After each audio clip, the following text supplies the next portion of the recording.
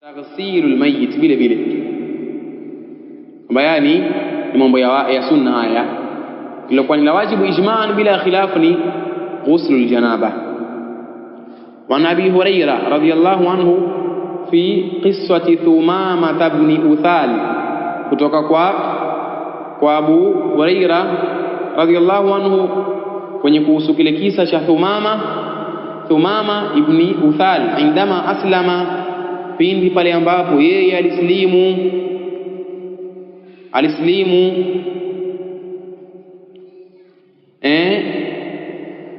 na hiyo uthali yafaa kusema uthal au athal, yafaa bidhammi alhamza au fathiha.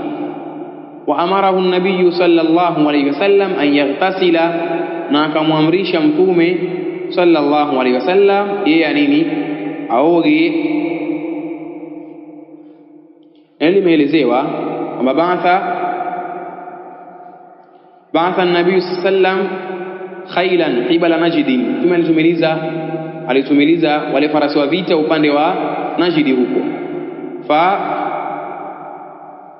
fa ukhidhat Thumamatu asiran, akachukuliwa huyu Thumama hali ya kuwa nteka. Farabatuhu bisariyati almasjid, wakamfunga yeye na kiguzo miongoni mwa viguzo vya msikiti wa mtume. Fakharaja ilayhi an-nabiy sallallahu alayhi wasallam faqala atliqu Thumama, mtume akaja akamwambia kwamba hebu mwacheni huyu Thumama. Akatoka alipokuwa ndani kwake, akaja akasema huyu Thumama mwachieni. Baada ya hapo fantalaqa ila nakhlin qaribin min almasjid faghtasala,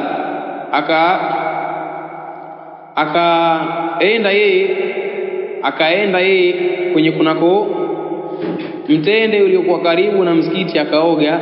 Thumma dakhala almasjid, kisha akaingia msikitini. Faqala, akasema ashhadu an la ilaha illa Allah wa anna Muhammadan rasulullah. Sema hivi, ni maelezo ya Imam Hamid al-Faqi rahimahullah. Na kadhalika vile vile aipokea hii hadithi Abdul Razzaq, na asili yake ni muttafaqun alayhi, kwa maana inda ash-shaykhaini,